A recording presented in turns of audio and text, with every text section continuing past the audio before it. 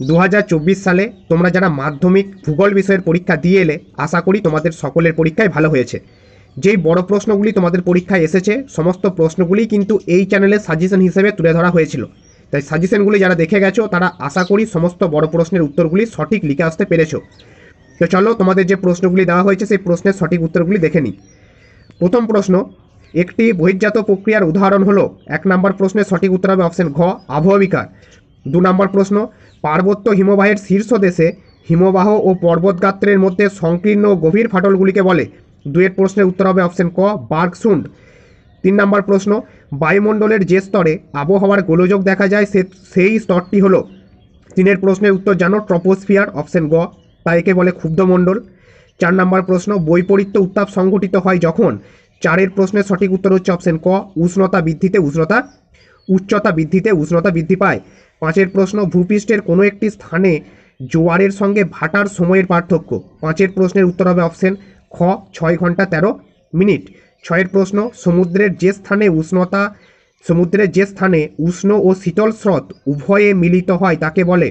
উষ্ণ ও শীতল স্রোত মিলিত হয় তাকে বলে হিমপ্রাচীর। এটার উত্তর হবে অপশন গ। 7 নম্বর প্রশ্ন, বিষাক্ত নয় এমন একটি বর্জ্য পদার্থের উদাহরণ হলো। বিষাক্ত নয় তোমরা সকলেই জানো, ধানের খোসা।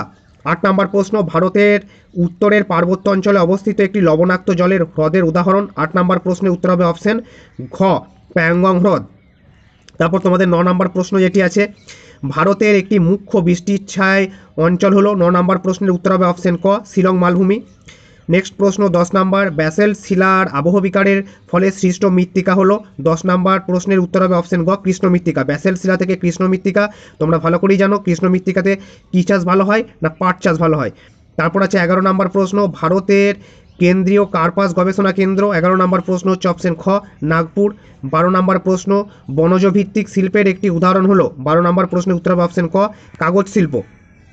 নেক্সট 13 নম্বর প্রশ্ন, ভারতের ডেট্রয়েট বলে পরিচিত, এটা বারবার বলা হয়েছে, ভারতের ডেট্রয়েট হচ্ছে চেন্নাই, অপশন ঘ।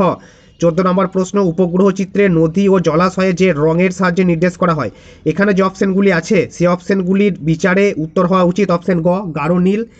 ঠিক আছে, এটার সঠিক উত্তর হলো কালো। গাঢ় নীল কিছুটা কালো রঙের, সেই জন্য উত্তর হবে গাঢ় নীল। সঠিক উত্তর কিন্তু কালো। বোঝা গেছে? এবার চলে যায় তোমাদের ঠিক ভুলে। প্রথমটি আছে, নদীর উৎস অঞ্চলে ধারণ অববাহিকা সৃষ্ট হয়, প্রথমটা ঠিক। নেক্সট আছে, ঝুলন্ত উপত্যকা নদীর ক্ষয়কার্যের ফলে সৃষ্ট হয়, এটি তো সম্পূর্ণভাবেই ভুল। 3 নাম্বারটি হচ্ছে, সমুদ্রবায়ু সন্ধ্যাবেলায় প্রবাহিত হয়, এটি ঠিক। 4 নাম্বারে আছে, হিমালয়ের দুটি উল্লেখযোগ্য উদ্ভিদ হলো গড়ান ও গোলপাতা। হিমালয়ে গড়ান ও গোলপাতা, এটি সম্পূর্ণভাবেই কিন্তু ভুল। 5 নাম্বার, গোদাবরী নদী গ্রস্ত উপত্যকার মধ্য দিয়ে প্রবাহিত। গোদাবরী গ্রস্ত উপত্যকার মধ্যে কখনোই নয়, এটা ভুল উত্তর। 6 নাম্বার আছে, আর্সেনিক একটি বিষাক্ত বর্জ্য। অবশ্যই আর্সেনিক বিষাক্ত বর্জ্য, এটি ঠিক। 7 নাম্বার আছে, মহাকাশে প্রেরিত ভারতের প্রথম কৃত্রিম উপগ্রহ হলো অ্যাপোলো। এটা তো কখনোই নয়, অ্যাপোলো প্রথম নয়, এটা তোমরা সকলেই জানো।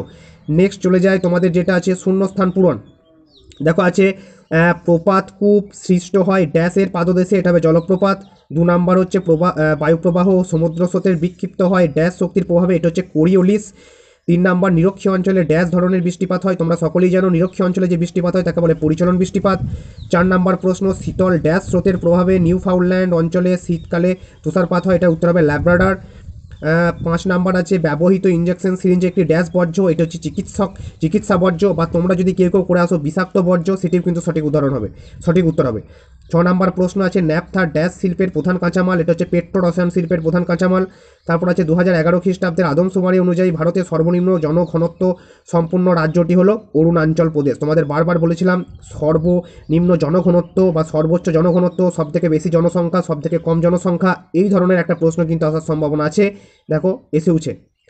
তারপর চলে যায় তোমাদের, তারপর যেটি দেওয়া আছে তোমাদের হচ্ছে 1 নম্বরের যে উত্তরগুলো, চুনাপাথরযুক্ত অঞ্চলে নদীর ক্ষয়কার্যের কোন প্রক্রিয়ার প্রাধান্য দেখা যায়। চুনাপাথরে দ্রবণ প্রক্রিয়া। 2 নম্বর প্রশ্ন, বায়ুমণ্ডলের কোন স্তরে মেরু প্রভা দেখতে পাওয়া যায়, তোমরা সকলেই জানো আয়োনোস্ফিয়ার স্তরে মেরু প্রভা। 3 নম্বর প্রশ্ন আছে, কোন মহাসাগরে ঋতু পরিবর্তনের ফলে সমুদ্র স্রোতের দিক পরিবর্তন হয়। ভালো কোশ্চেন ছিল এটা, এটা হচ্ছে ভারত মহাসাগর। 4 নম্বর প্রশ্ন, কর্ণাটকের ব্যবচ্ছিন্ন মালভূমি হচ্ছে দাক্ষিণাত্য মালভূমি। 5 নম্বর প্রশ্ন আছে, কোন শক্তিশালী ঘূর্ণিপাত ক্রান্তীয় ঘূর্ণিপাত 2020 সালে দক্ষিণবঙ্গে ক্ষতিগ্রস্ত করে, এটা হচ্ছে আমফান। ঠিক আছে, তারপরে তোমাদের দেওয়া আছে নেক্সট কোশ্চেন, শ্বাসমূল কোন জাতীয় উদ্ভিদের বৈশিষ্ট্য? শ্বাসমূল তোমরা সকলেই জানো লবণাক্ত, লবণাম্ব উদ্ভিদ। 7 নম্বর প্রশ্ন, খনিজ তেল ও স্বাভাবিক গ্যাস বহনে কোন পরিবহন মাধ্যম খুব উপযোগী? এটা হচ্ছে পাইপলাইন। তারপর আছে তোমাদের নেক্সট কোশ্চেন, ভূবৈচিত্র্যসূচক মানচিত্রে যে কাল্পনিক রেখার সাহায্যে ভূমির উচ্চতা দেখানো হয় তার নাম, এটা হচ্ছে সমোন্নতি রেখা। এই প্রশ্নের উত্তর হবে সমোন্নতি রেখা। তারপর আছে মেলানি যেটা আছে কাশ্মীর উপত্যকা, কাশ্মীর উপত্যকা হবে জাফরান। তারপর লুনি নদী তোমরা সকলেই জানো রাজস্থান। তারপর আছে রডোডেনড্রন, এটা হচ্ছে আলপীয় উদ্ভিদ।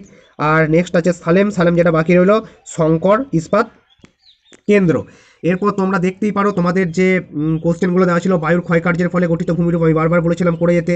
ভূপৃষ্ঠ বিশ্ব উষ্ণায়নের গুরুত্বপূর্ণ প্রভাব, এটাও তোমাদের বলা ছিল। ভূমধ্যসাগরে জলবায়ুর বৈশিষ্ট্য তোমাদের উদাহরণে বারবার দেওয়া আছে। পৃথিবীর বিভিন্ন স্থানে সমুদ্র স্রোতের প্রধান 5টি প্রভাব, সমুদ্র স্রোতের প্রভাবও কিন্তু তোমাদের বলা হয়েছিল সাজেশন ভিডিওতে বারবার করে।